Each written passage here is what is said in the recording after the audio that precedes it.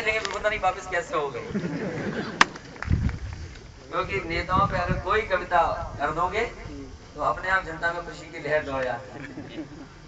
ये सही है, लेकिन हम नौजवानों को कहीं ना कहीं इस माहौल को, इस छवि को बदलना होगा। क्योंकि बदलना इसलिए पड़ेगा कि आप पुराना इतिहास उठा करके देखें। जितने भी बड़े बड़े हैं, चाहे महात्मा गांधी जी रहे हो, महात्मा या चंद्रशेखर आजाद, या जितने भी आजादी में बड़े लोग थे, उन्होंने कहीं ना कहीं अपनी डिग्री, कहीं ना कहीं बड़ी पढ़ाई और बड़ा घर छोड़ करके राजनीति में आए थे, तब जाकर के देश आपका आजाद हुआ। इसलिए राजनीति का प्रोफेशन खराब नहीं है, लेकिन अब है माहौल ऐसा। इसलिए नौजवान साथियों से मैं कहूंगा कि हमारी जो लड़ाई है और समाजवाद की लड़ाई, ये सही है, विचारधाराओं में लड़ाई लगातार चली आ रही है, लगातार चलती रहेगी। अगर कोई देश को, समाज को रास्ता दिखा सकता है तो वो है समाजवाद और समाजवादी विचारधारा। क्योंकि कोई समानता और बराबरी की अगर बात करता है तो वो समाजवादी पार्टी। कभी कभी बड़े लोग कहते हैं कि कौन सी समाजवाद की कोशिश पढ़ रहे हो आप, ये कहाँ का समाजवाद है। तो लोहिया जी के शब्दों में कभी कभी हम लोग उनको समझा देते हैं कि मिल बांट के खाओ और अपने विचारों को शुद्ध करो। मैंने कहा यही समाजवाद है। क्योंकि समाजवाद की लड़ाई मैं समझता हूँ दुनिया में सबसे आने वाले समय में महत्वपूर्ण लड़ाई होगी। क्योंकि जिस तरीके से गैर बराबरी बढ़ रही हर क्षेत्र में, उसकी हम और आप लोग कल्पना नहीं कर सकते।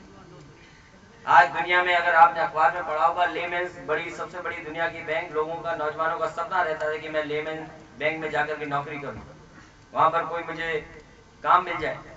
आज वो बैंक खत्म हो गई, आज नीचे पड़ी हुई है, और पूरी की पूरी अमेरिका की सरकार लगी हुई है कि कैसे भी उनकी वो बैंक बच जाए। इसी तरह आपने देखा होगा कि सत्यम, जो आपके देश की सबसे बड़ी सॉफ्टवेयर कंपनी थी, वो भी खत्म हो गई।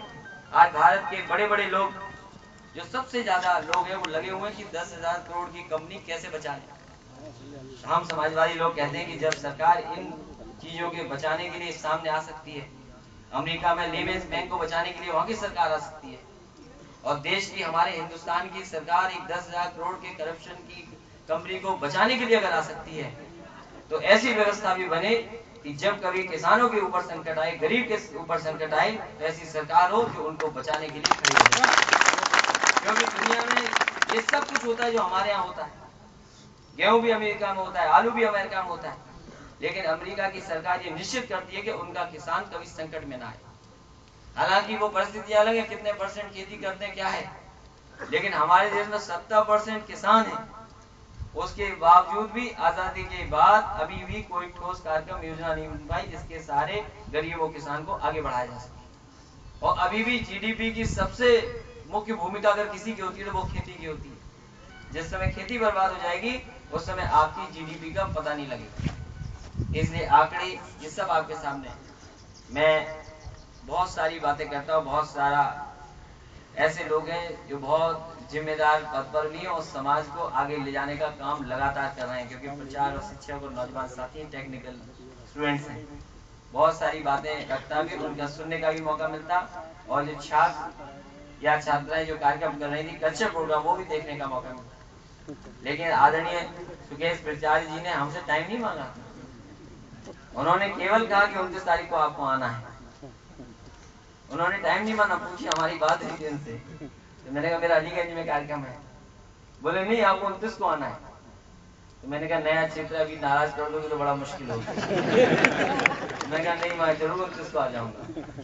इसलिए इस मौके पर इतने सब लोगों से मिलने का मौका दिया, जहाँ पर बहुत प्रतिष्ठित लोग हैं, बहुत शिक्षा से जुड़े हुए बड़े बड़े लोग हैं, और टेक्निकल लोगों से मौका मिला है। नाम भी अच्छा है, क्योंकि अगर एक एस और लगा होता तो यूपी का सबसे नंबर 1 कॉलेज है। जेएसएस है, प्राइवेट कॉलेजों में नंबर 1 है। तो लड़के तो अपना छिपा लिया करेंगे, बोले हम भी जेएसएस से पढ़ के आए। और सबसे बड़ी बात है, जो जेएसएस इंस्टीट्यूट से हम भी पढ़े हुए हैं।